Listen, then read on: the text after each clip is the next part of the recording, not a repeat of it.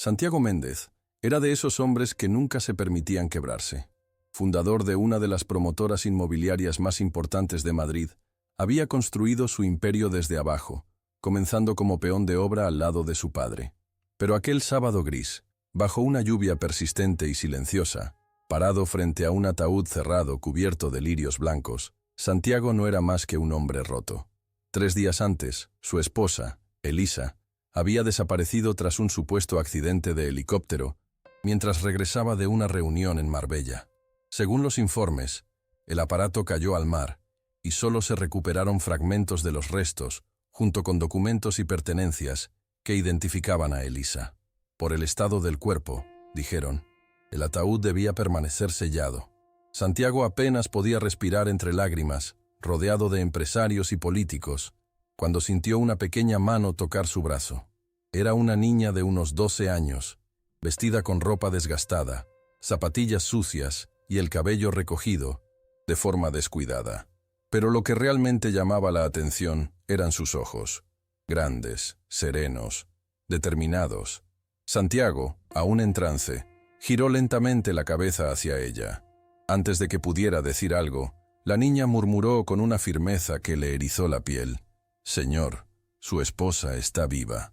Por un instante, creyó estar alucinando, pero la niña seguía allí, mirándolo fijamente como si cargara con una verdad demasiado grande para su edad. «¿Quién eres?», logró preguntar con voz quebrada. «Me llamo Raquel. Doña Elisa ayudaba en el proyecto social de mi barrio, en Vallecas. La vi ayer, señor. Está en un hospital en Carabanchel». Santiago sintió un vértigo repentino. Si aquello era cierto, ¿quién estaba entonces dentro de ese ataúd? Santiago intentó encontrar algún sentido a las palabras de la niña, pero lo único que halló fue un torbellino de emociones. Incredulidad, rabia, esperanza. Miró a su alrededor. Nadie parecía haber notado la extraña conversación. Todos seguían centrados en la ceremonia, refugiados bajo paraguas negros, murmurando oraciones mecánicas.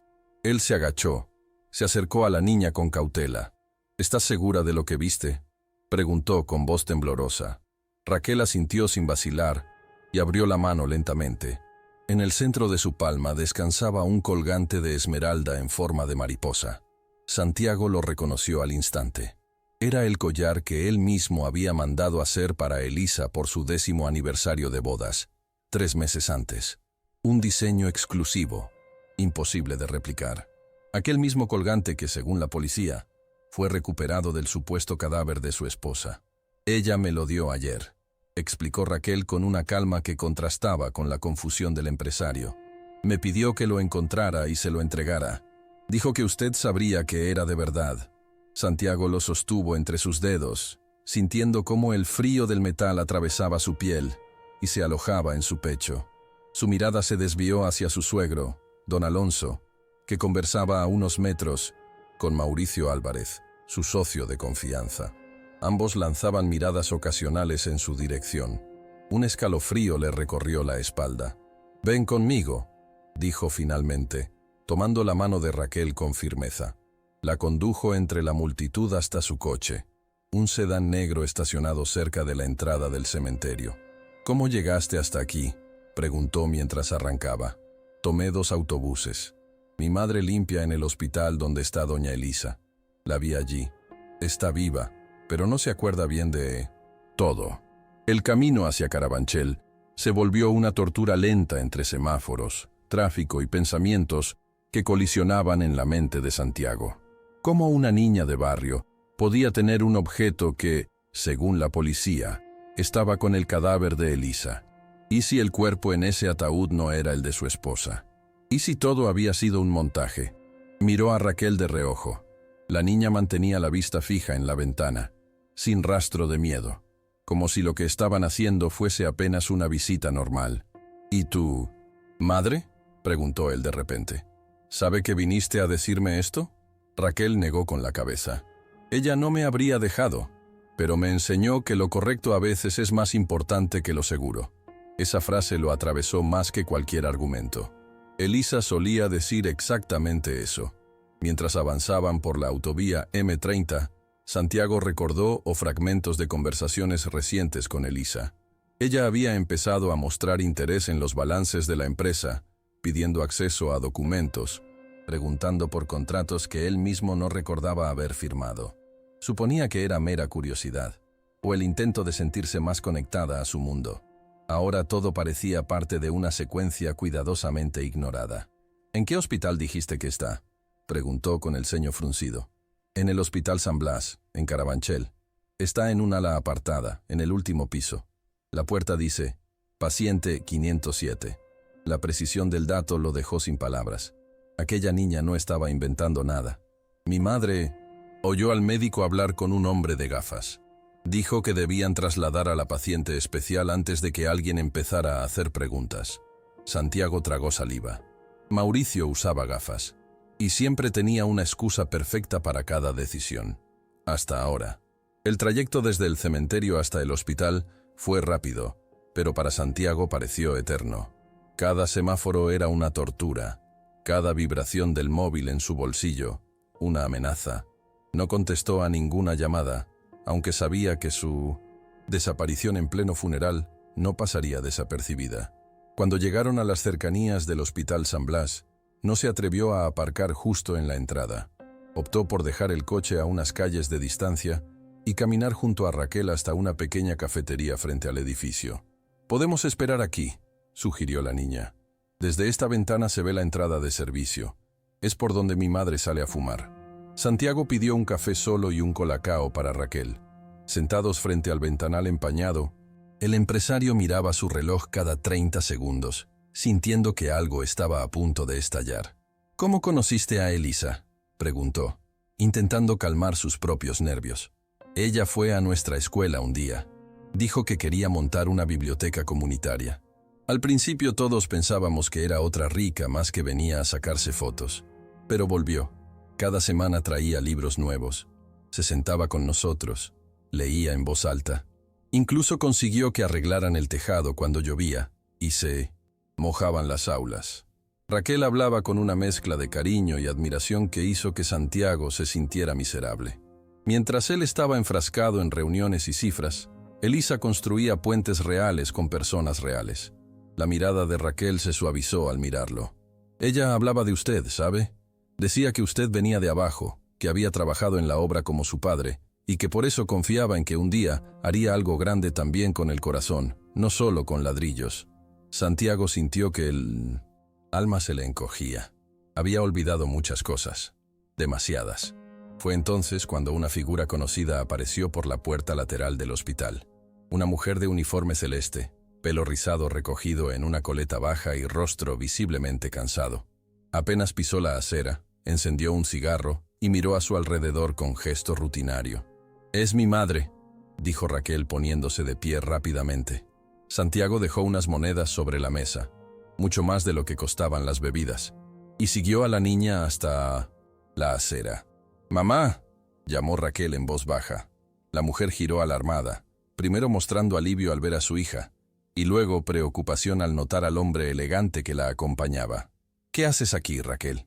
«¿Quién es este?», preguntó en voz baja y tensa. «Es el marido de doña Elisa, mamá, la del cuarto 507. Vino a buscarla». El rostro de Celia se quedó sin color. Miró nerviosa hacia los lados, como si temiera que alguien los estuviera observando. «No podéis estar aquí», murmuró mientras empujaba a su hija ligeramente hacia atrás. «Esa mujer no es una paciente normal. Hay personas vigilándola, personas importantes». Santiago dio un paso adelante. «Por favor, si Elisa está ahí dentro, necesito verla. Me están haciendo creer que está muerta». Celia lo miró largo rato, como si estuviera evaluando hasta dónde podía confiar. «¿Usted es Santiago Méndez?», preguntó finalmente. Él asintió. Ella no recuerda muchas cosas, pero repite su nombre. Lo dice mientras duerme, mientras la lavan, incluso cuando está completamente ida. «Santiago, Santiago». Celia bajó la mirada. «Estoy arriesgando mi trabajo solo de hablar con usted. Tengo otros 2 hijos pequeños. Y si me echan...» Santiago sacó su cartera casi por reflejo, pero Celia levantó la mano con firmeza. «No quiero su dinero. Quiero saber que mi familia estará segura». Santiago se guardó la cartera, avergonzado por haber intentado resolver aquello con dinero. Era un reflejo automático, uno que había aprendido a lo largo de los años en los negocios, pero que allí no tenía cabida. Tiene razón, no debería haber ofrecido eso. Lo que le pido es ayuda para ver a mi esposa, y le prometo que haré todo lo posible para protegerla a usted y a su familia. Celia asintió lentamente, todavía con cautela. Hay una escalera de emergencia en la parte trasera del edificio. El vigilante suele quedarse dormido a partir de las 10 de la noche. El cuarto 507 está en la planta superior, ala oeste. Pero necesito entrar primero, comprobar si hoy hay más vigilancia. Santiago estuvo de acuerdo. Por supuesto, no haremos nada hasta que usted lo vea claro. Celia se agachó, besó la frente de Raquel y dijo: llévalo de vuelta al coche y espera mi mensaje. Mientras caminaban de regreso al coche, Santiago notó un vehículo estacionado unos metros más adelante. Era un coche oscuro con lunas tintadas y 2 hombres en el interior, aparentemente sin hacer nada. Raquel, susurró mientras abría la puerta del coche. ¿Has visto antes a esos hombres? La niña miró disimuladamente en la dirección indicada. No, pero desde que doña Elisa llegó al hospital, siempre hay gente rara merodeando. Santiago sintió un escalofrío en la nuca. Si Elisa estaba viva, si lo que decían era cierto, entonces alguien había invertido mucho esfuerzo en mantenerla escondida. Dentro del coche, Raquel se acomodó en el asiento y sacó su móvil. «Mamá es valiente», murmuró con un orgullo sereno. Ella dice que cuando una persona buena necesita ayuda, no se puede mirar para otro lado. Santiago le sonrió débilmente. «Tu madre tiene más valor que muchos hombres de traje que conozco». El mensaje llegó 20 minutos después, aunque a Santiago le pareció que había pasado una eternidad. «Cuarto vacío. La han trasladado esta mañana temprano», decía el texto.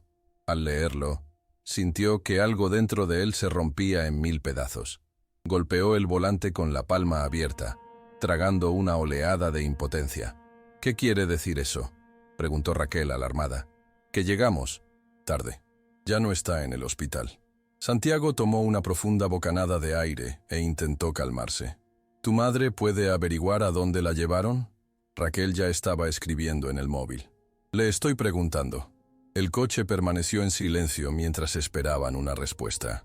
Santiago mantenía los ojos fijos en el retrovisor, temiendo que en cualquier momento aparecieran aquellos hombres del coche oscuro.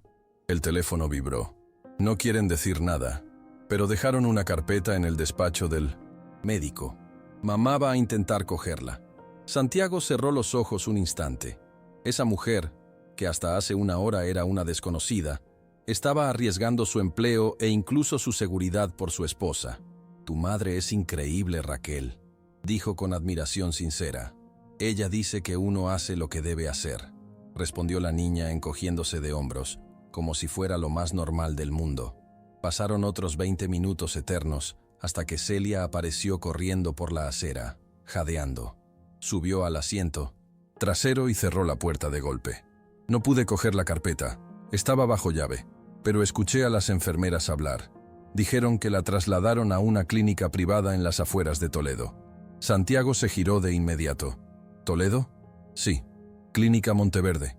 Es un sitio donde mandan a pacientes ricos que necesitan privacidad. Tratan supuestos trastornos mentales, pero muchas veces solo esconden escándalos familiares». La implicación era clara. Estaban fingiendo que Elisa estaba mentalmente enferma para mantenerla lejos. Santiago no perdió tiempo. Encendió el motor y tomó la dirección de vuelta al centro de Madrid. «Primero os llevaré a un lugar seguro», dijo sin apartar la vista del camino. «Después iré a Toledo». Celia protestó de inmediato. «No, vamos con usted. Esa mujer confía en nosotras. Si la encuentra confundida, ver un rostro conocido puede ayudar». Santiago dudó. No le parecía correcto ponerlas en peligro. «Señora Celia, esto podría ser muy arriesgado». Pero ella no se echó atrás. «Mi hija no estaría viva si no fuera por doña Elisa. Le debemos eso. Y créame, señor Méndez, nosotros vivimos con el riesgo todos los días». Raquel lo miraba desde el asiento trasero, como si supiera que no necesitaba decir nada más. Era evidente que no iban a dejarlo solo. Santiago decidió entonces no regresar a su casa en La Moraleja, donde probablemente ya lo estarían esperando tras su desaparición del funeral. Tampoco confiaba en sus círculos cercanos. Si Mauricio estaba implicado, ¿quién más lo estaría? Optó por alojarlos en un pequeño hotel discreto en el barrio de Lavapiés. Pagó en efectivo, solicitó 2 habitaciones comunicadas y pidió que no registraran sus nombres verdaderos. Ya en la habitación, se sentó en la cama con su portátil sobre las rodillas. «Necesito entender qué está pasando con la empresa», murmuró. Accedió al sistema interno y comenzó a revisar documentos recientes. Después de 1 hora, encontró lo que buscaba. Una serie de transferencias, enormes hacia una empresa desconocida, Sierra Azul Proyectos. Lo extraño era que las autorizaciones llevaban su firma, y sin embargo, él no recordaba haber firmado nada. Hizo una búsqueda rápida y encontró que uno de los directores de Sierra Azul era Jorge Álvarez, el hermano de Mauricio. «Maldito seas», murmuró Santiago, sintiendo cómo la rabia comenzaba a ganar espacio dentro de él. Celia, que hasta ese momento permanecía sentada en la cama con Raquel dormida a su lado, levantó la vista del móvil. «¿Descubriste algo?» Santiago asintió con el ceño fruncido. «Mi socio, Mauricio, está desviando dinero de la empresa, usando a su propio hermano como testaferro. Todo comenzó justo 3 meses antes del accidente de Elisa». Celia cruzó los brazos, pensativa. Tal vez su esposa lo descubrió. A veces cuando alguien empieza a hacer preguntas incómodas, lo siguiente que pasa es que desaparece. Santiago sintió una punzada en el pecho. Elisa llevaba semanas diciendo que algo no cuadraba, que había contratos firmados con su nombre que ella no recordaba ver antes. Y él no la escuchó. No quiso ver. Por primera vez, se preguntó si en el fondo no había querido mantenerla lejos del negocio por miedo a que encontrara algo. Ella hablaba de aprender más sobre la empresa. «Siempre decía que quería entender tu mundo», dijo Celia con voz baja. «Nunca entendí por qué, hasta ahora». Santiago cerró el portátil y se levantó, caminando por la habitación con pasos tensos. «Mañana temprano iremos a Toledo. No podemos perder más tiempo. Si la trasladan otra vez, podríamos perderla definitivamente». Esa noche, durmieron poco. Santiago repasó cada detalle una y otra vez, haciendo y deshaciendo planes. A las 6 en punto, pidió un desayuno para las 2 habitaciones. Mientras Raquel untaba mermelada en su tostada con la naturalidad de quien está acostumbrada al caos, Santiago pensaba en cómo entrarían a una clínica privada sin levantar sospechas.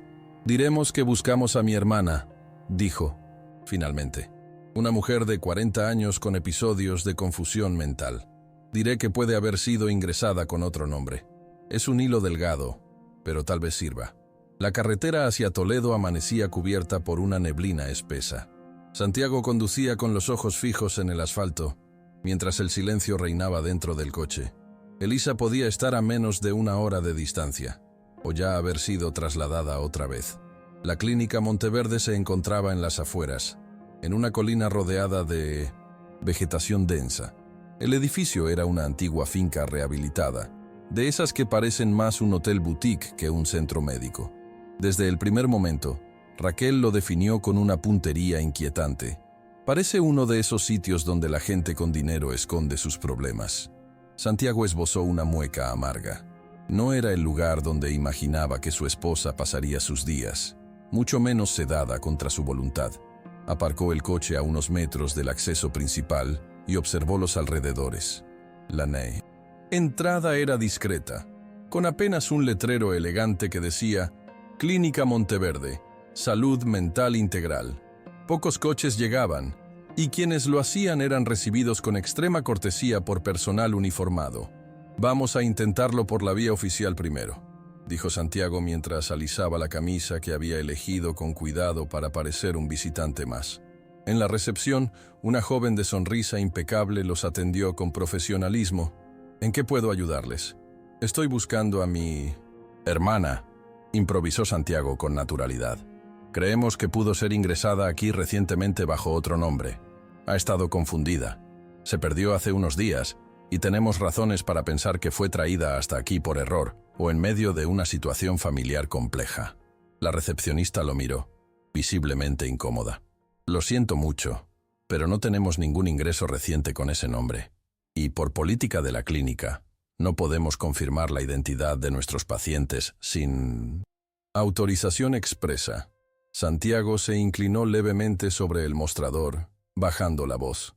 Entiendo que ustedes tienen normas, y las respeto, pero esta es una situación delicada. Es posible que alguien haya utilizado una identidad falsa para ingresarla aquí. Solo necesito saber si una mujer con las características de mi hermana llegó ayer por la tarde. La recepcionista dudó. Miró a su alrededor, como si evaluara cuánta privacidad tenían. Tuvimos una transferencia ayer de una paciente femenina. Edad estimada, 40 años. Fue registrada como María López. Está en aislamiento. Pero no debería estar diciéndole esto. Santiago respiró con fuerza. Tenía que ser ella. ¿Podría verla, al menos por un minuto? Lo siento, dijo con tono más firme. Las visitas solo están permitidas después de 72 horas de observación, y solo con autorización médica. Santiago asintió, agradecido por la información, aunque frustrado. Gracias por su honestidad. Ha hecho lo correcto. Salieron del edificio en 1900. Silencio. Celia le lanzó una mirada que no necesitaba traducción. Ahora sabían que Elisa estaba allí, pero el tiempo jugaba en su contra. ¿Y ahora qué?, preguntó la mujer. ¿Vamos a colarnos? Santiago estudió el edificio. No parecía tener muchas entradas, pero sí había una lateral por donde vio salir a algunos empleados en su descanso. Necesitamos uniformes. Si podemos mezclarnos con el personal, tal vez podamos acceder a los pasillos interiores sin levantar sospechas. Déjamelo a mí, dijo Celia sin dudar. Sé cómo hablar con esta gente. He trabajado en limpieza en sitios así. Se dirigió con paso natural hacia un grupo de empleados que fumaban al lado de una puerta de servicio. Raquel y Santiago la observaron desde la distancia, mientras ella iniciaba conversación, riendo con ellos como si llevara años trabajando allí. Tu madre es impresionante, murmuró Santiago. Raquel sonrió. Por eso me parezco a ella. 20 minutos después, Celia regresó con una bolsa de plástico y una sonrisa triunfal. La chica de la lavandería me creyó cuando dije que era prima de una auxiliar que está enferma. Me dejó entrar para recoger su uniforme. Dentro de la bolsa venían 2 conjuntos, uno de enfermero y otro de limpieza. Solo pude conseguir 2, uno para mí y otro para usted. Santiago asintió. Raquel se queda en el coche. No podemos ponerla en riesgo. Estoy acostumbrada, replicó la niña con firmeza, pero obedeció sin discutir más. En el coche, cerraron las cortinas y cambiaron de ropa lo más discretamente posible. Santiago se sintió ridículo con el uniforme blanco, varias tallas más grande, pero sabía que esa incomodidad era un precio mínimo comparado con lo que estaba en juego. Vamos a decir que venimos a hacer una revisión de equipos médicos y limpieza en las habitaciones del ala oeste, instruyó antes de salir. Entraron por la puerta de servicio sin que nadie les detuviera. Celia empujaba un carrito de limpieza que había encontrado junto a la entrada, y Santiago caminaba con una carpeta vacía en las manos, fingiendo revisar formularios. El interior de la clínica era incluso más lujoso de lo que imaginaban. Suelos de mármol, paredes decoradas con arte moderno y un silencio tan pulcro como artificial. Llegaron al segundo piso por una escalera lateral y se separaron, tal como habían acordado. Celia se dirigiría al ala este, mientras Santiago exploraba el ala oeste, donde, según la recepcionista, estaba la paciente María López. Mientras caminaba por el pasillo, observaba cada puerta, cada número, buscando algo que le confirmara que Elisa estaba allí. Entonces, al pasar por una sala con la puerta entreabierta, escuchó una voz que le heló la sangre. No podemos mantenerla aquí mucho más. Ya hay gente haciendo preguntas. La voz que hablaba era inconfundible. Mauricio. Santiago se acercó con cuidado, pegando la espalda a la pared justo al lado de la puerta. Dentro, las voces eran bajas pero claras. La medicación funciona. Está desorientada. No recuerda bien quién es ni por qué está aquí, decía un hombre con tono neutro, probablemente un médico. Pero no podemos seguir con esto mucho más. Ya empieza a murmurar nombres. Ayer repitió el de su marido. Santiago apretó los puños. La estaban drogando para que no recordara quién era. Mientras siga así, no representa una amenaza, respondió Mauricio. Pero hay que tener lista una solución definitiva. No podemos arriesgarnos a que todo se venga abajo por una mujer confundida. El silencio que siguió fue más aterrador que las palabras. Santiago se alejó de la puerta antes de hacer algo impulsivo. Sabía ahora, sin lugar a dudas, que Elisa estaba allí y que su vida estaba en peligro real. Volvió a recorrer el pasillo con mayor urgencia. Las puertas no tenían nombres, solo números. Buscaba algo que coincidiera con la habitación 217, el número que Celia le había mencionado por mensaje minutos antes. Finalmente, al doblar la esquina, se encontró con ella. Celia lo esperaba junto a una máquina expendedora, nerviosa.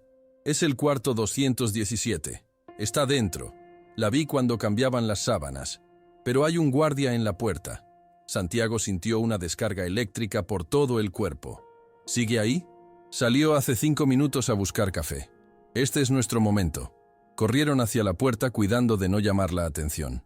Santiago miró por la pequeña ventana y la vio. Elisa, acostada en una cama de hospital, conectada a monitores, visiblemente debilitada. Estaba viva. «La puerta está cerrada», murmuró. Celia sacó un manojo de llaves. «Me lo dio la chica de lavandería. La de plata abre todo». La cerradura giró con un leve clic, apenas perceptible. Santiago entró primero, cerrando la puerta con suavidad tras de sí. El cuarto estaba tenuemente iluminado, con un leve zumbido de los monitores marcando el ritmo del corazón de Elisa. Ella yacía de perfil, con la cabeza ligeramente inclinada hacia la ventana. Su rostro estaba pálido, con ojeras profundas, y su delgadez era evidente incluso bajo la sábana blanca. Santiago se acercó con pasos temblorosos, sintiendo cómo las lágrimas le nublaban la vista. Se arrodilló junto a la cama y tomó su mano.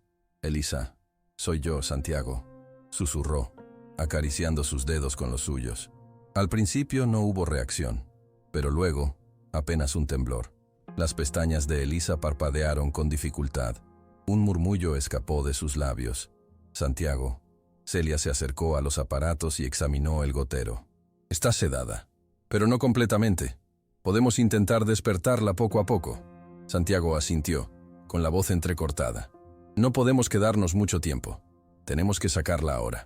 Desconectaron con cuidado los tubos y cables, haciendo todo lo posible por no activar ninguna alarma. Celia miró por la rendija de la puerta. «El pasillo está despejado». Santiago envolvió a Elisa en la sábana y la cargó en brazos. Pesaba menos de lo que recordaba. El cuerpo que antes irradiaba energía ahora parecía frágil, casi quebradizo. Salieron del cuarto y caminaron con rapidez hacia la salida de emergencia. «¿Y si suena una alarma?», preguntó él agitado. «No hay sistema en esa puerta. Lo comprobé esta mañana», respondió Celia. Empujó la barra de metal. Nada sonó. La puerta se abrió hacia una escalera exterior que descendía hasta el estacionamiento trasero. En el estacionamiento trasero había una furgoneta blanca de servicio estacionada, sin vigilancia aparente. Celia la señaló sin detenerse. «Vi que el conductor dejó las llaves puestas. Debe estar dentro firmando entregas». Santiago no podía creer la suerte que tenían. O quizás era simplemente el resultado de cada pequeño riesgo que habían asumido. Colocó con cuidado a Elisa en la parte trasera de la furgoneta, sobre unas mantas dobladas, y la acomodó lo mejor que pudo. «Iré a buscar a Raquel. En 20 minutos nos vemos en la carretera nacional, a unos 2 kilómetros de aquí», indicó a Celia, entregándole las llaves de su coche. «¿Sabes conducir? Aprendí con mi ex, y no soy mala», respondió ella con una leve sonrisa mientras subía al volante. Santiago la observó alejarse antes de correr en dirección al lugar donde había dejado a Raquel. Cuando llegó al coche, la niña estaba sentada en el asiento del copiloto, con los ojos clavados en la carretera. «¿La encontraste?», preguntó antes de que él pudiera abrir la boca. «Sí, está viva, y viene con nosotros». Raquel se enderezó con rapidez. «¿Está bien?». «Todavía está muy débil, pero empieza a reaccionar». Santiago arrancó el coche sin perder tiempo. «Vamos a encontrarnos con tu madre en unos kilómetros». Durante el trayecto, Santiago revisaba el retrovisor constantemente. Cualquier coche que se mantuviera detrás por más de unos segundos lo hacía tensarse. Pero llegaron al punto de encuentro sin sobresaltos. La furgoneta estaba estacionada junto al arcén y Celia los esperaba de pie, vigilando. Elisa estaba despierta, aunque visiblemente confundida. Sus ojos vagaban por el entorno, sin fijarse en nada, hasta que Santiago se inclinó sobre ella. «Elisa, soy yo. Estás a salvo». Ella lo miró fijamente durante unos segundos.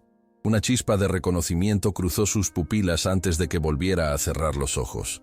«No podemos volver a Madrid. Es lo primero que revisarán cuando descubran que ya no está», dijo Santiago mientras ayudaba a Elisa a recostarse mejor en el asiento trasero de su coche. «¿Algún lugar donde podamos llevarla?», preguntó mirando a Minosotisones. «Celia. Mi tía vive en Talavera de la Reina. Es tranquila, alejada del centro, y conoce un médico de confianza que podría ver a doña Elisa sin hacer preguntas». Santiago asintió de inmediato. «Perfecto. Vamos allá». La carretera hacia Talavera era larga pero tranquila. Elisa oscilaba entre momentos de semi-inconsciencia y una lucidez intermitente. En una de esas breves ventanas murmuró: «Papeles, contratos. No eran suyas las firmas». Santiago se giró de inmediato. «¿Qué dijiste?». Pero ella ya había vuelto a cerrarse en su silencio turbio, como si su mente se hundiera nuevamente en la niebla de los sedantes. Raquel no se separaba de su lado. Le hablaba suavemente, como si sus palabras pudieran traerla de regreso. «Soy yo, Raquel. ¿Se acuerda de mí? La biblioteca, los cuentos». Y para asombro de todos, Elisa giró ligeramente la cabeza hacia la niña. «Raquel. Libros», murmuró con un hilo de voz. Raquel sonrió emocionada. «Eso. Sí, la biblioteca. Usted me enseñó a leer mejor». Santiago sintió una punzada de esperanza. Si podía recordarla a ella, tal vez también lo recordara a él. Llegaron a la casa de doña Jacinta, la tía de Celia, al anochecer. Una vivienda modesta en las afueras, con jardín frontal y paredes pintadas a mano. La mujer, de pelo blanco recogido en moño y mirada astuta, los recibió sin hacer demasiadas preguntas. «Colocadla en la habitación del fondo. Yo llamaré a Mateo, es discreto». En cuestión de minutos, la pequeña casa se convirtió en refugio y centro de recuperación improvisado. El doctor Mateo llegó menos de una hora después.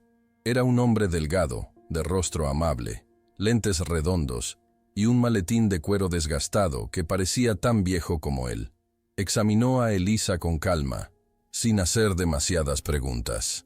«Está bajo los efectos de benzodiazepinas potentes», explicó tras revisar sus pupilas y constantes vitales. «Seguramente se las administraban regularmente. El cuerpo necesitará tiempo para eliminar la sustancia de forma natural». Santiago lo observaba con atención. «¿Está en peligro?». «No, pero debe descansar. No forcen su memoria ni intenten hacerla hablar. La lucidez vendrá por sí sola. De momento, lo más importante es la hidratación, descanso y un entorno tranquilo». Mateo preparó un suero casero y dejó indicaciones escritas con letra clara. «Volveré mañana a revisar cómo evoluciona. Y si necesitan un informe médico más adelante, cuenten conmigo». Cuando el doctor se marchó, Santiago se quedó a solas con Elisa, que dormía con una respiración más pausada y natural. Celia apareció con una bandeja, una taza de café y un bocadillo de jamón. «Debe comer algo. Lleva todo el día con el estómago vacío». Santiago aceptó, aunque sin mucho apetito. Mientras comía, levantó la vista hacia ella. «No sé cómo agradecerte todo esto. Lo que hiciste tú, lo que hizo Raquel. No tengo palabras». Celia sonrió sentándose en una silla junto a la cama. «No lo hicimos por usted, señor Méndez. Lo hicimos por ella. Elisa cambió la vida de mi hija. Le dio libros, esperanza, una dirección». Hizo una pausa, mirando con ternura a su hija, que dormía en el sofá con un libro abierto sobre el regazo. «Ahora me doy cuenta de que todo está conectado. Cada acto de bondad vuelve de alguna forma». Al amanecer, Elisa abrió los ojos con más claridad que la noche anterior. Tardó unos segundos en reconocer el techo desconocido, pero cuando vio a Santiago dormido en la silla junto a su cama, una mezcla de alivio y confusión la invadió. «¿Dónde estoy?», murmuró con voz rasposa. Santiago despertó al instante. Se acercó con cuidado, como si temiera que al moverse ella desapareciera. «Estás a salvo, amor. Te sacamos de ese sitio». Elisa lo miró fijamente. «Te vi en el funeral. Pensé que era un sueño». «No era un sueño. Yo también pensaba que te había perdido, hasta que Raquel apareció y me dijo que estabas viva. Elisa frunció el ceño, tratando de ordenar sus recuerdos. El helicóptero... El piloto no era el de siempre. Después, todo fue oscuridad. Y luego pastillas. Tantas pastillas. Santiago la tomó de la mano con fuerza. Ya no estás sola. Mauricio intentó hacerte desaparecer, pero no lo logró. Ella cerró los ojos unos segundos, respirando con dificultad. Los contratos, Santiago. Firmas falsificadas. Todo estaba a tu nombre, pero no eran tuyas. Cuando empecé a revisar, me di cuenta de que algo no cuadraba. Lo confronté, pero fingió que no entendía. Dijo que tú estabas detrás de eso. Santiago asintió con amargura. Descubrí la empresa pantalla. Sierra Azul Proyectos. El director es su hermano. Llevan meses sacando dinero de la empresa. Elisa se giró un poco con esfuerzo. No me creí su versión. Fui al terreno de uno de esos proyectos en Valencia. Estaba vacío, tierra abandonada, ni un ladrillo. Su voz tembló. Después vino el helicóptero. Era una trampa. Santiago la abrazó con cuidado, sintiendo el peso de cada palabra. Su esposa había estado más cerca de la muerte de lo que imaginaba. Doña Jacinta entró en la habitación con una sonrisa tranquila. El doctor Mateo vendrá en unas horas. Dice que los análisis preliminares están bien. Parece que la medicina está saliendo de su cuerpo sin complicaciones. Santiago asintió, pero su mente ya trabajaba en el siguiente paso. Ahora que Elisa puede hablar, tenemos que denunciar a Mauricio. Cuanto antes. Espera, dijo ella con voz aún débil. No solo era él. Escuché conversaciones. Había otros nombres, políticos, empresarios, incluso alguien del juzgado. Santiago la miró en silencio. Todo el caso era mucho más grande de lo que pensaban. ¿Recuerdas algún nombre? Elisa cerró los ojos con fuerza, buscando en su memoria. Solo fragmentos. Uno era Donato, y algo sobre un despacho de abogados llamado Sayas y Asociados. Afuera, Celia preparaba café con leche, mientras Raquel organizaba libros en una pequeña repisa. Santiago les explicó la situación. Esto es más grande que un fraude. Si Elisa tiene razón, hay toda una red detrás. Celia lo miró con seriedad. Entonces necesitas aliados. Gente fuera del círculo de poder que no esté comprada. Santiago sacó su móvil y llamó a su asistente, Andrés. Necesito que contactes al abogado de confianza de mi padre, el viejo Sebastián García. Si hay alguien que no se vende, es él. También le pidió a Andrés que hiciera una copia de todos los archivos financieros de los últimos 6 meses y que los guardara en la nube. Si algo me pasa, asegúrate de que lleguen a la policía. Tras colgar, se giró hacia Elisa. ¿Estás lista para enfrentarlos? Ella asintió lentamente. Estoy cansada, Santiago, pero estoy más cansada de que el miedo decida por mí. Horas después, en la comisaría de Talavera, el inspector jefe Mateo Gálvez escuchaba atento el relato de Santiago y Elisa. Los documentos que traían, incluidos los contratos falsificados y las transferencias a Sierra Azul, hablaban por sí solos. Esto no es solo una estafa, esto es crimen organizado de alto nivel, murmuró el inspector. Elisa, con voz aún frágil, detalló cómo fue engañada, drogada y trasladada entre hospitales, mientras la hacían pasar por una paciente psiquiátrica con identidad falsa. Celia también prestó declaración, describiendo lo que vio y escuchó dentro de la clínica. El inspector pidió tiempo para coordinar con la unidad de delitos económicos y obtener órdenes judiciales, pero dejó claro algo. Si el tal Mauricio aún no ha escapado del país, será arrestado esta misma semana. Santiago, por su parte, llamó nuevamente a su asistente. ¿Hay novedades? Andrés respondió con tono grave. Sí, y no son buenas. Mauricio ha convocado al consejo directivo de la empresa.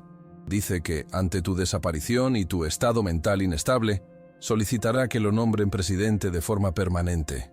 Santiago apretó el teléfono con tanta fuerza que los nudillos se le pusieron blancos.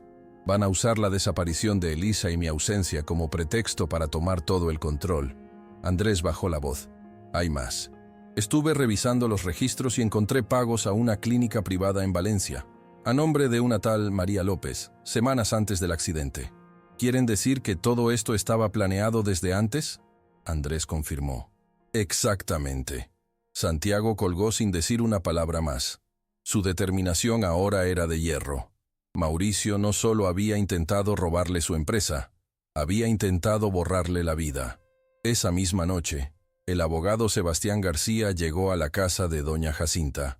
Era un hombre de barba blanca, traje de lino y mirada que había visto demasiado para confiar en cualquiera. Santiago, cuando tu padre me pidió que te cuidara si algo salía mal, nunca imaginé que sería para algo así. Santiago le mostró los documentos, los audios grabados por Celia y el testimonio de Elisa. Sebastián los revisó en silencio durante media hora y luego soltó una frase seca. Tienen suficiente para hundir a ese cabrón, pero hay que actuar rápido. En menos de 48 horas, el Consejo votará su nombramiento. ¿Qué propones?, preguntó Santiago. Conseguir una orden judicial para detenerlo antes de la reunión. Si se vota su ascenso, aunque después se le acuse, tendrá más poder de maniobra. Hay que frenar eso ahora. Esa madrugada, Sebastián movió hilos discretamente. Contactó con un juez de instrucción en Toledo, al que conocía desde hacía 20 años, y le presentó un adelanto de la evidencia. A las 7 de la mañana, el juez autorizó una orden de detención preventiva contra Mauricio Gutiérrez, bajo cargos de falsificación de documentos, intento de homicidio, secuestro y fraude corporativo. Santiago no podía creerlo. Por fin, después de días de angustia, un paso real hacia la justicia.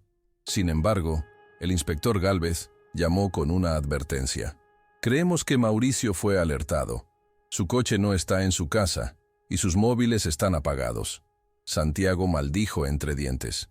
Tiene cómplices, tal vez incluso en el consejo. Elisa, que escuchaba desde el sofá, cerró los ojos con fuerza. Mi padre. Él siempre desconfiaba de ti, Santiago. Y últimamente pasaba mucho tiempo con Mauricio. Tal vez no sabía todo, pero pudo ayudarlo sin saberlo. Sebastián no perdió el tiempo. Solicitó también una orden para interrogar a don Arturo Morales, el padre de Elisa, bajo la sospecha de haber actuado como facilitador, aunque involuntario, de un plan criminal. A la mañana siguiente, don Arturo se presentó en la comisaría de Talavera, visiblemente afectado. Su semblante era el de un hombre abatido por la vergüenza. Cuando vio a Elisa, se le descompuso el rostro. Hija, ¿cómo es esto posible? Yo fui al funeral, te vi enterrada. Elisa lo miró con una mezcla de tristeza y desconfianza. ¿Lo sabías, papá? Él negó de inmediato. No, te lo juro. Mauricio me dijo que Santiago había perdido el juicio, que te habías hecho daño a ti misma, que necesitabas atención psiquiátrica urgente. Santiago se cruzó de brazos. ¿Y le creíste? Arturo bajó la mirada. Siempre creí que demasiado ambicioso. Pensé que habías arrastrado a mi hija a un mundo que no era el suyo.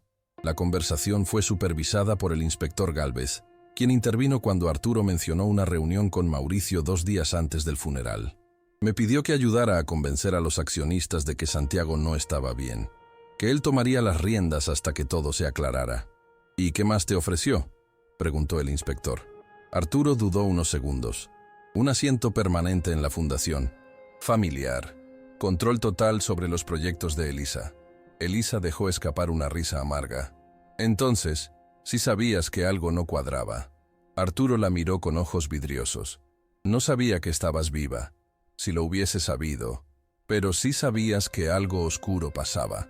Y te callaste, sentenció Santiago. El inspector tomó nota de todo.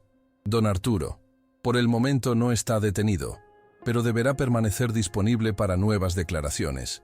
Y si se confirma que ocultó información clave, podría enfrentar cargos. Esa noche, mientras el viento frío de Talavera golpeaba las ventanas de la casa de doña Jacinta, Elisa se sentó en la cama con la espalda apoyada en varias almohadas.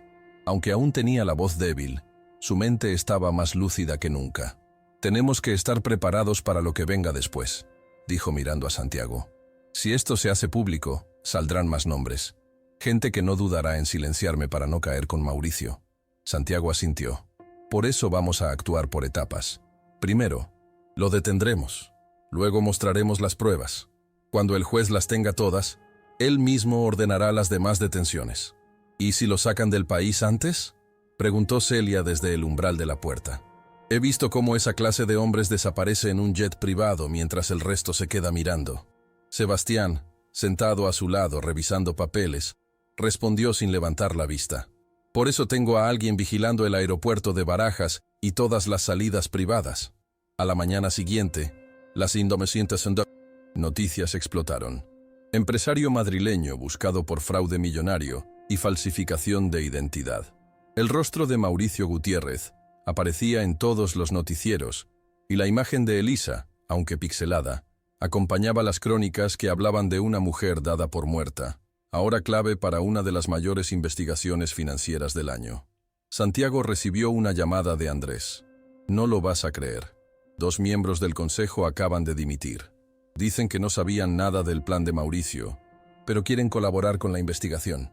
¿Y los demás? Algunos están nerviosos, otros en silencio absoluto, pero uno, el señor Tellez, pidió una reunión urgente contigo. Santiago colgó pensativo.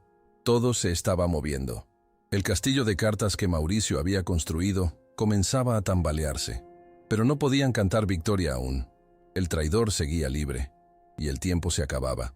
Sebastián organizó una videoconferencia privada con el señor Tellez, uno de los miembros más antiguos del Consejo.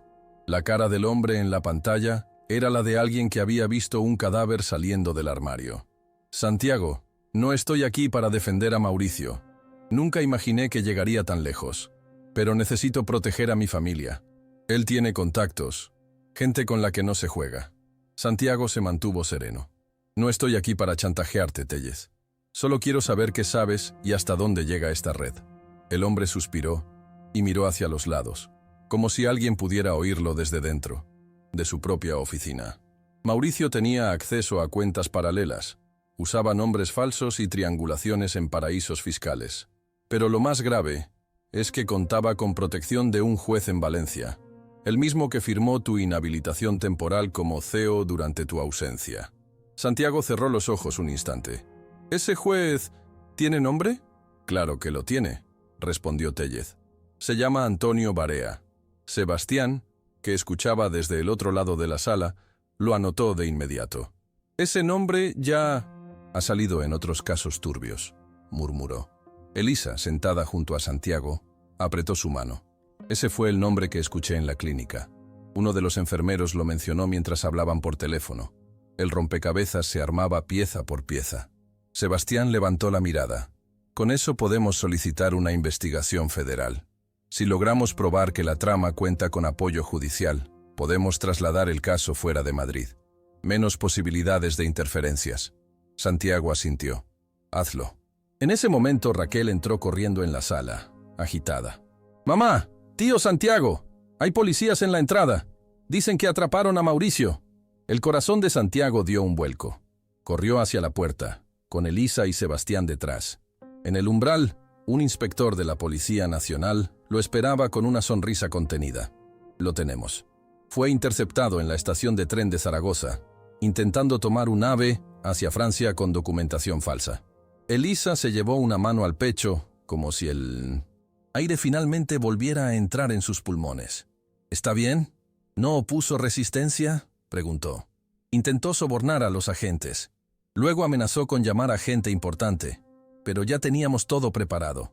Cayó sin oportunidad de reaccionar. El agente extendió un sobre con una copia de la orden judicial. Lo trasladarán mañana a Madrid, pero de momento está en una celda, incomunicado. Santiago agradeció con un apretón de manos. Había llegado el momento que tanto esperaron. Horas después, ya de noche, la familia improvisada celebraba con una cena sencilla en la casa de doña Jacinta. Había pan recién horneado, queso manchego, vino tinto y muchas risas tímidas. Elisa, aún débil, se permitía sonreír. Raquel no soltaba su mano, y Celia, con los ojos brillantes, brindó con una copa de agua. Por Elisa, y por no haber dejado que la enterraran antes de tiempo. Santiago levantó su copa. Y por ustedes. Sin Raquel, sin Celia, sin sus ojos abiertos, nada de esto habría sido posible. Jacinta interrumpió con su tono seco y sabio. Y también por ustedes dos, que aprendieron a escucharse de nuevo. A veces el amor no se muere, solo se queda callado esperando que lo despierten. Hubo silencio. Un silencio cálido, lleno de respeto por lo vivido. La tormenta había sido feroz, pero por fin, la calma comenzaba a instalarse. Al día siguiente, Santiago y Elisa fueron convocados a la audiencia preliminar en la Audiencia Nacional en Madrid. Elisa, aún algo frágil, pero con la frente en alto, fue recibida como testigo protegida. Su testimonio fue desgarrador, pero impecable. Habló de los días en la clínica, del helicóptero, de las drogas, de la confusión, y de cómo una niña de 12 años la había rescatado del olvido. El juez, al escuchar sobre Raquel y la cadena de favores que la llevaron hasta Santiago, hizo una pausa larga antes de escribir algo en su libreta. «Señora Méndez», dijo finalmente, «usted no solo fue víctima de una conspiración, usted también ha sido ejemplo de resistencia. Lo que hizo esta niña no es común». Santiago no pudo evitar mirar a Raquel, sentada al fondo de la sala con Celia, orgullosa, firme, como una pequeña heroína silenciosa. Tras el testimonio, el juez dictaminó que Mauricio sería trasladado de inmediato a prisión preventiva sin posibilidad de fianza. También autorizó la investigación sobre los vínculos judiciales descubiertos, especialmente el del juez Antonio Barea. La noticia explotó en los medios esa misma tarde. Los titulares eran contundentes. Se desmantela red de corrupción empresarial y judicial en Madrid. Empresario falsificó muerte de esposa para desviar fondos. Elisa Méndez, la mujer que volvió de la tumba para exponer la verdad. Santiago y Elisa regresaron a Talavera escoltados por la policía. Esta vez no por precaución, sino como símbolo de respeto. Lo peor había pasado. Las piezas empezaban a encajar. Los culpables comenzaban a caer uno por uno. Pero ahora venía la parte más difícil. Reconstruir todo o que había sido quebrado, dentro e fora deles. Con el pasar de los días, la historia de Elisa dejó de ser solo una noticia. Se convirtió en inspiración. Varios medios nacionales e internacionales pidieron entrevistas, pero ella rechazó todas. «No quiero fama, quiero cambio», dijo una y otra vez. Fue entonces cuando Santiago propuso algo inesperado. ¿Y si usamos esta experiencia para fundar algo nuevo? Una organización real, con alcance y estructura. Podríamos llamarla Fundación Renacer. Elisa lo miró en silencio y luego asintió. Así nació la iniciativa. Con el respaldo de abogados, activistas y voluntarios, comenzaron a montar oficinas en barrios vulnerables. La primera fue en Vallecas, donde Celia asumió como coordinadora. Raquel, ya matriculada en una escuela privada con beca completa, ayudaba en la biblioteca comunitaria después de clase. «Quiero ser profesora algún día», decía con una sonrisa tímida pero segura. Mientras tanto, Santiago y Elisa decidieron no volver a su antigua casa en Madrid. Se trasladaron a una finca tranquila en Ávila, con jardín, huerto y muchas ventanas abiertas al cielo. Allí, entre amaneceres lentos y tardes de té en la baranda, retomaron o que habían perdido, la conexión, la ternura, la parcería de verdad. Arnaldo, el padre de Elisa, visitaba con frecuencia. Había iniciado terapia y trabajado en reparar la relación con su hija, poco a poco. «Fui ciego, pero ya no lo soy», dijo en una de sus visitas, abrazando a su nieta adoptiva como si fuera suya desde siempre. Elisa y Santiago no tardaron en iniciar el proceso legal para adoptar a Raquel formalmente. «Ya eras parte de nuestra familia», le dijeron. «Solo estamos poniendo en papel lo que el corazón ya decidió». Raquel lloró, pero de alegría. La niña que había salvado a una mujer, ahora tenía un hogar para siempre. Un domingo de primavera, bajo un cielo limpio y azul, la familia celebró en el jardín de la finca el cumpleaños número 13 de Raquel. Había globos, música, un pastel con forma de mariposa, como el colgante que todo lo había cambiado, y muchas risas.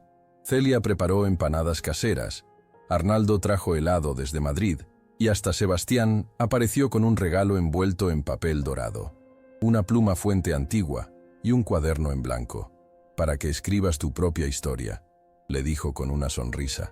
Raquel abrazó a todos, pero se detuvo especialmente frente a Elisa.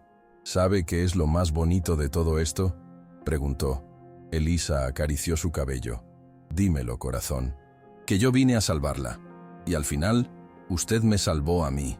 Esa noche, ya con el sol escondido tras los montes, Elisa y Santiago se sentaron juntos bajo una manta en la terraza.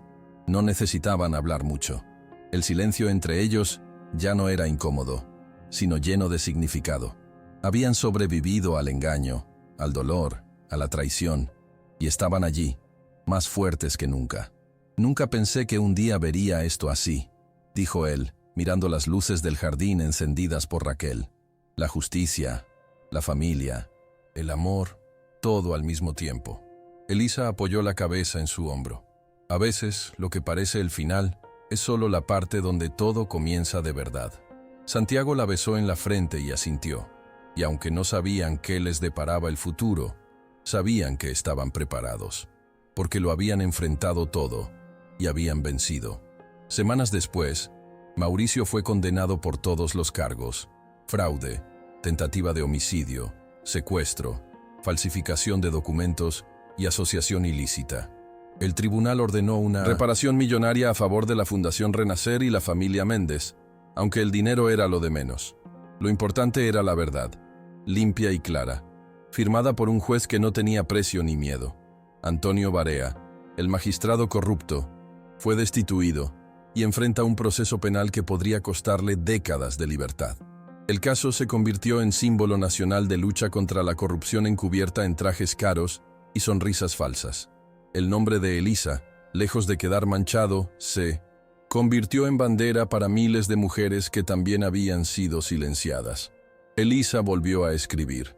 No para los periódicos ni para entrevistas. Escribía cartas para Raquel, para Santiago, para sí misma. «Estoy viva», comenzaba siempre. En la sala principal de la nueva sede de la Fundación Renacer, una placa de bronce lleva una inscripción que Santiago hizo grabar sin que ella lo supiera. El valor no siempre ruge. A veces, el valor es esa voz suave al final del día que dice: «Lo intentaré. De nuevo mañana». Y así lo hacían todos los días. Intentaban, luchaban, amaban, porque habían aprendido que las tragedias no definen la vida. Lo que la define es lo que uno decide hacer con lo que le hicieron. Y ellos habían decidido amar más fuerte, construir mejor, vivir de verdad. Aquel verano, la finca de Ávila se llenó de flores nuevas.